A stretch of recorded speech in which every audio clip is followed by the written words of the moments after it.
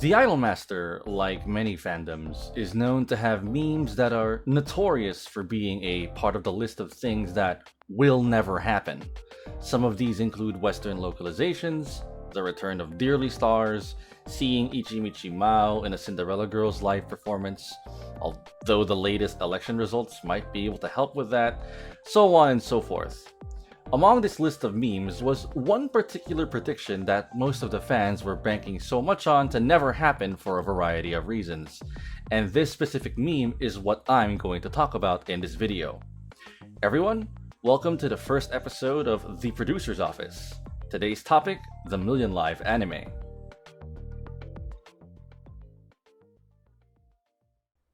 On July 4th, 2020, the first announcement and preview video for the animation project of the Idolmaster Million Live was revealed at the Theater Day's 3rd anniversary livestream, showing a quick 60-second preview of our three main heroines, Mirai Kasuga, Shizuka Mogami, and Tsubasa Ibuki.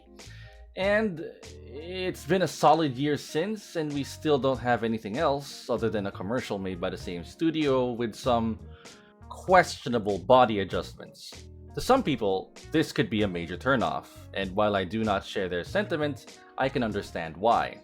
However, what I would like to discuss in this video is why this is a perfectly fine thing for the series, and why I do not think we should keep asking for it to be made at a time that it is not ready. To start this discussion, let's talk about the biggest elephant in the room, and that's the change in the studio handling the show. For years and years since its first animated productions, the Idolmaster project has relied on A1 Productions and some number of staff from other studios to develop their shows. And the Million Live anime is the very first studio that departs from that tradition, instead opting to leave the project in the hands of Shirogumi Studios. Now, I personally do not know much about this studio myself, other than the fact that they've made other 3D animated movies that were fairly well received, but the large amount of discussion revolving around the show is more or less about the change in studio in the first place. One of the pride and joy hallmarks of the animated productions of the Idolmaster was that the main dance sequences of the shows were handled by hand-drawn animators. Sequences like Jibun Restart and Tokimeki Escalate, for example, are some of the greatest spectacles in terms of Idolmaster animation because they were able to capture the magic of live performances without resorting to other means that their peer shows like Bang Dream or Love Live did. The transition to 3D means that we'll be seeing Idolmaster characters move in ways that we are simply not used to, as even if there are some 3D spin-offs here and there, the main core series has always been a hand-drawn spectacle of singing and dancing, albeit with some compromise in certain places during the side-M anime. Changing a medium like this at such a drastic level can definitely put the pressure on the people handling it, so one can only expect that Shirogumi would not want to rush their product knowing that they're handling a brand as ubiquitous as the Idolmaster. Couple this with the fact that the anime has underwent most of its current production in a pandemic situation, a situation that not even the best of the best anime studios have come out unscathed from, and we can see how this could affect the eventual release of the show. The second thing I'd like to discuss in this video is how Bandai Namco themselves treat the Idolmaster as a project. It's quite obvious that, compared to its peers, Idolmaster doesn't get as quick or as immediate of an animation schedule. This could be for a lot of varying reasons, ranging from budget to the availability of voice actors, especially since the cast for many of the Idolmaster series involve big-name voice actors. Million Live is especially guilty of this with names like Amamiya Sora. However, something that people tend to forget about how Namco decides what happens with the Idolmaster is that they will sometimes put sentiment over practicality when deciding release dates for certain things. Take, for example, the release date for Million Live Theater Days, which was launched a day after Mirai's birthday for the sake of emotional connection with that date. But the consequence of this scheduling was that the game didn't have any planned content for a solid 3 weeks afterwards. To bring things back in an anime perspective, the Uzuki Moment episode from Cinderella Girls was delayed 1 week by Namco just to coincide with that year's World Smile Day as a sentimental connection to Uzuki and the entire Egao running motif. What I'm getting at here is that the way they decide when to do or release certain things usually has a meaning. and compared to other kinds of anime in the genre that release as soon as possible, Idolmaster is perfectly fine with releasing on a completely way off date as long as it means something to the franchise behind it. It's entirely possible that the Million Live anime will be released specifically on a schedule or date that has something to do with a number that we do not know yet, but only has specific emotional connection to Million Live as a whole. If you're a conspiracy theorist, you can probably come up with a few estimated dates, but I'd rather save my brain power.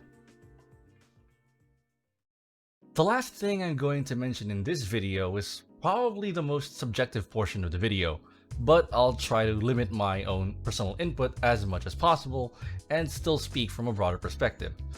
When the announcement for the Million Live anime came out, people went back and forth about how they wanted the show to feel like, since there's a bit of an obvious trend with how all three of the main Idolmaster series have been directed so far.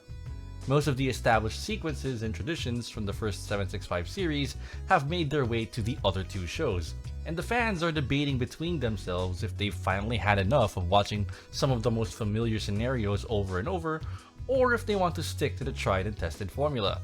I've seen a lot of people on both sides of the fence, and I can see where they're coming from. On one hand, the series you expect to take the most out of the original 765 anime has to be the one for Million Live, since this particular franchise is the one with the most connection to the 765 All-Stars in the first place. On the other hand, that would mean the long wait for the series would eventually end up giving us something predictable and ultimately feel us a little short-handed. Not a lot of people wanted to wait upwards of 5 years just to see the usual tropes like having a photo shoot in episode 2, the yellow member of the main trio causing some drama, a member joining another unit and causing strife. You get what I mean here. Those sorts of things worked out the first time, but having it done after seeing them before could make all of the anticipation the fans had be for nothing. This sort of expectation of both staying true to the Idolmaster formula while still adding some fresh and exciting concepts is why I personally believe the studios should take all the time they need to decide what's right for Million Live. Rushing it would simply lead to a fast track to failing on both of those aspects. A lot of the producers who have stuck with the series for a long time have already expressed their feelings towards being tired of the same drama-driven plot narrative of a certain character saying they'll quit being an idol, which has led to some of the worst character assassination in the series. Boy oh boy, Tsubasa, you sure have a lot to prepare for. The girl Tsubasa, not the fluffy, adorable pilot boy. He's fine. A new studio and new writers could be the chance for the Million Live anime to bring in something exciting and unique. Something that I definitely feel Idolmaster would need as their fourth animated iteration, as Idol series are very well known for getting a lot of flack for being homogenous and samey from both haters and longtime fans alike. Fellow producers, if you're excited for the Million Live anime and want it to come out as soon as possible, then I am excited for you.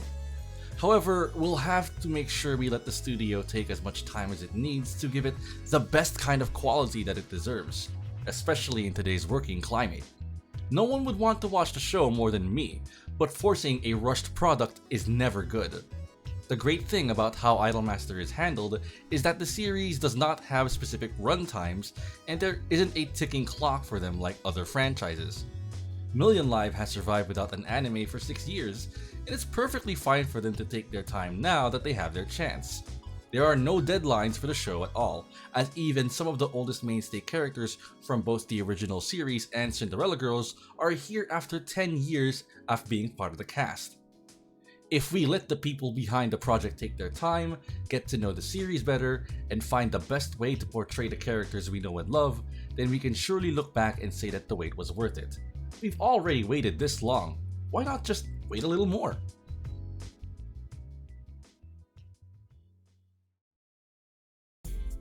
This has been The Producer's Office, a more discussive and freeform kind of video apart from the rather informative series that we used to do on this channel. We're looking to continue making content like this for topics concerning the Idolmaster, as there are a lot of potential talk points that are just waiting to be elaborated on. If you prefer the more discussive and educational videos for the Idolmaster, may we suggest you check out our new channel 360 Productions in the description below. If you have any aspect of the Idolmaster that you'd like us to explore specifically, please feel free to let us know. Until then, see you in the next video.